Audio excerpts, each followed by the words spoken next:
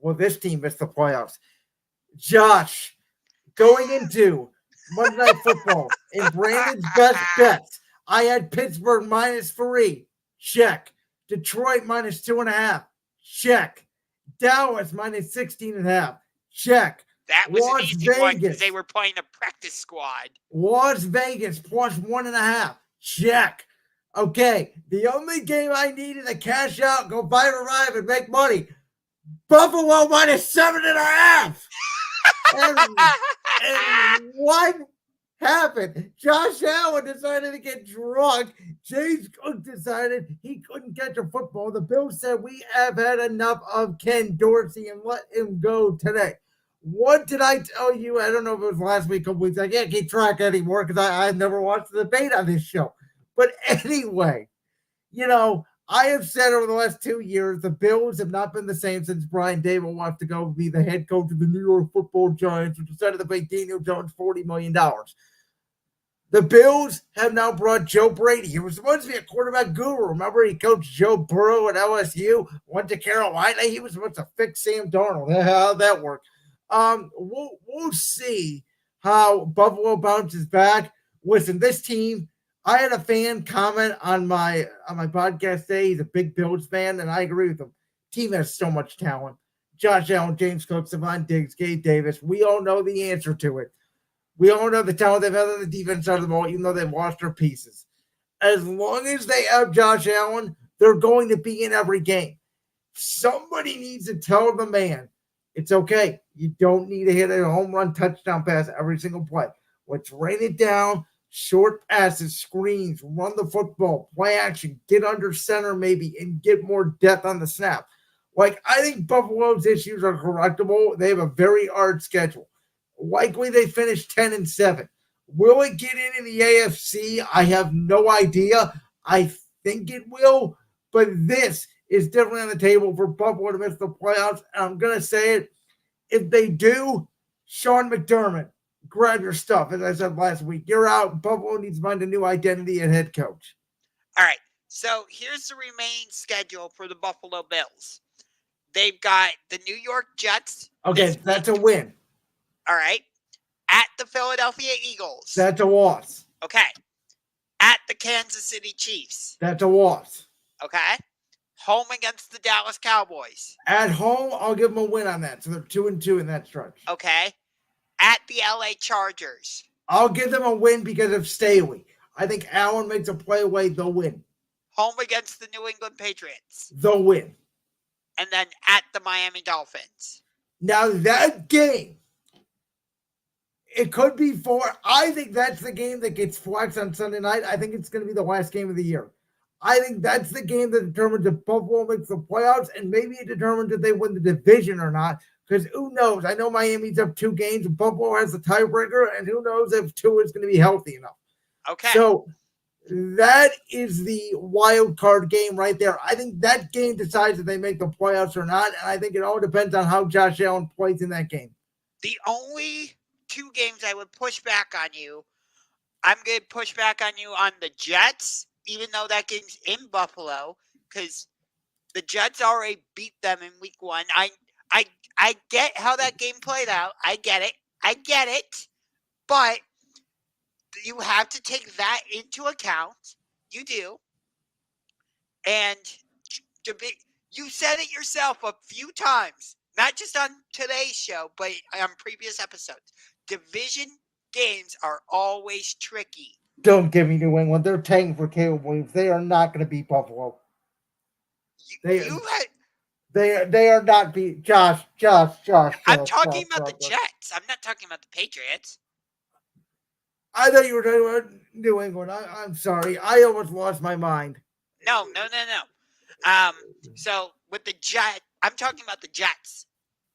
I get how that game played out. They needed a walk-off kick return, but still, Jets have a good defense. Don't know what version of Zach Wilson we're going to get. That's the problem. If we get the good version of Zach Wilson, I could see the Jets coming into Buffalo and potentially winning that game. And then the other game I'll push back on you is Dallas. even though it's Not in Buffalo. Not in Buffalo. If it was in Dallas, I'd give it to you. Name me the time Dallas has won a good game on the road. You can't. There's the problem. And we were going to actually, this is actually a subject we were going to talk about on this show, but we had to cut it. I definitely want to talk about it, though, in the future. Can Dak Prescott take his play that he has against the bad teams and translate it over to when he's playing the playoff caliber teams or even just the good teams? By the way, it's in December, right? I think it's week 15. That game, yes, it is December 17th. Yep. So that is going to be probably a snowstorm in Buffalo. And I think the Bills are going to get that win. And as I said, I think it comes down to Miami, which will probably be the last game of the year. Okay. I could definitely see that. But could you imagine? Think about this. The Bills have been to the AFC Championship game in the last couple years. Bengals, they played the Chiefs in the AFC Championship game the last 2 seasons, I believe it is. There is a possibility that both teams could miss the playoffs. Think about that for a minute. And I understand what you're saying. I would push back and say it's an apples to oranges comparison. The reason why Cincinnati started off so slow is because of Burrow's injury. Right, I get that. I Buffalo, understand on the that. other hand, they are so talented. That's why I told you last week. If I was Buffalo's owner last year at the end of that Cincinnati game, I would have canned McDermott right there. You know who Sean McDermott is? I'm going to bring you a little analogy before we get to our next topic. Sean McDermott is the Buffalo Bills NFL equivalent to a certain head coach in Cleveland named J.B. Bickerstaff.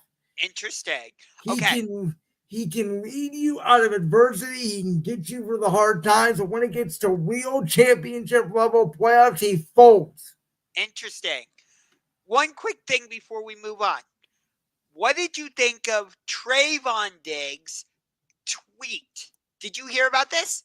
I did hear about this. I need to hear your thoughts. Well, I think it's just brotherly talk speaking for another brother. I think Stephon Diggs is great, and I don't think Buffalo should trade him. See, I think if it was just like a fan or a friend saying something, I would get what you're coming from. But it was neither of those. We know Diggs and Allen have had tension. Is it we don't know. It's sort of wait and see. But like I told you with Devontae Adams last week, you have a star wide receiver. You're not leaving my team.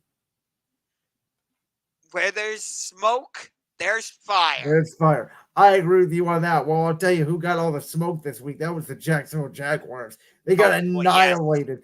Yes. And the question on the screen here, did the Niners 34-3 victory change your view on them in the NFC hierarchy? For me, the answer is simply no, Josh, because I tried to tell you this last week. I told you San Francisco was more than likely going to bounce back. I told you Jacksonville was not ready. I told you they're not Super Bowl contenders. I told you they're playoff contenders. I told you their defense is not good. I told you the Niners were coming off a bye. I didn't care if Jacksonville was coming off a bye. The real story was San Francisco was angry coming off a bye. Jacksonville ran into a buzzsaw. They're still a good team. They're still going to beat Houston out and win the AFC South. But they're probably going to win a one wild card game, maybe. But in terms of San Francisco, they're the number 2 team, as they've been all year in the NFC, right behind Philadelphia. And in 2 weeks, they meet in Lincoln Financial Field. So for me, actually, it did change my view of I know it does.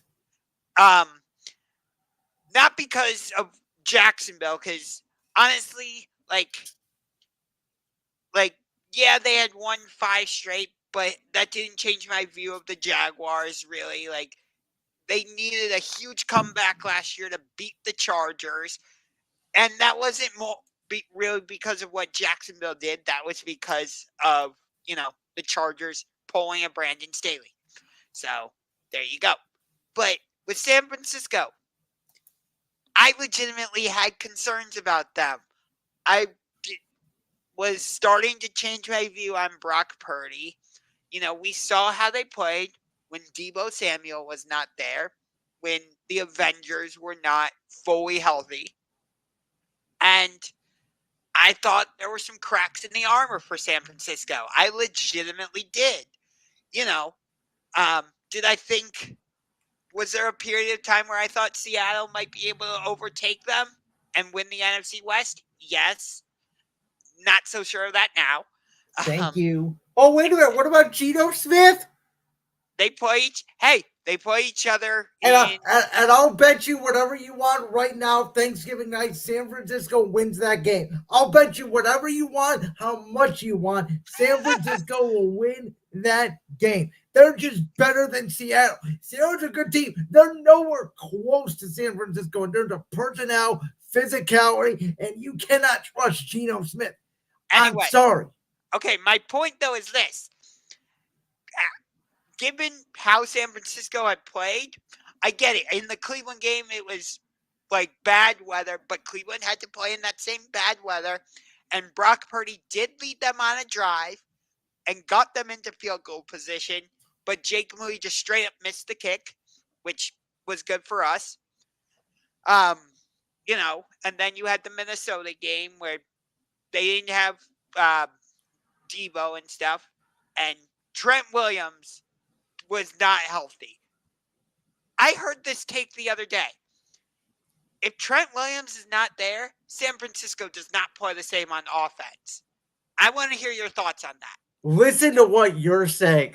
Oh, they don't have Deebo. They don't have Trent Williams. Half this league is hurt. Deshaun Watson just won a game where he's playing on his third and fourth left tackle right there. I don't want to hear the excuses. You know what that means? I'm not making excuses. I know you're not, but everybody wants to because everybody loves Brett Purdy and they love the Niners. They're all front runners. That's what the Niners are. It's what I told you 3 weeks ago, and I'm sticking to it. They are the biggest front runners in football. They will blow you out when they have the advantage and they can flex their muscle and they can out physical you. And they're so smart because we're using Deebo Samuel as a wide back. But when they face adversity, when you muddy the pocket on Brock Purdy, when you get pass rush, when you out physical them, they flat out melt down. They didn't lose that NFC Championship game last year because Brock Purdy got hurt. They lost it because the Philadelphia Eagles took their will. The Eagles were dominating them even prior to when Brock Purdy got hurt. That whole narrative out there is bullshit. The whole narrative is bullshit. They were getting dominated. True though. Yes, it is true. The game was 21-7. Philadelphia was going in by the time Purdy got hurt already. The game was over because Hassan Reddick took that game over. If you out physical the San Francisco 49ers, they're not the same team. That's why I was just saying. That's why I wanted to get your thoughts on the idea that Trent Williams is the most valuable part of the 49ers offense. Well, you were trying to make an argument Christian McCaffrey was because he was going to be the MVP of the league. Josh Ungar's takes for MVP are C.J. Stroud and Christian McCaffrey. I mean, come on. What are we doing? No, I'm not saying that Trent Williams is – let me explain this. I'm not saying that Trent Williams is the most important player on the 49ers offense. I'm saying I've heard that from other analysts and talking heads, and I want your opinion on that. I'll tell you, it's very important to have a left tackle, but in any sport, the most important position in football is the quarterback. I don't care what team you are. I don't care. The most important position, do you have a productive quarterback that will make throws in the quarter when the clock is winding down and will not turn the football over? So once again, the most important player on San Francisco, he's not their best player, but he's their most important player, is Brock Purdy. Okay. That's all I have to say back.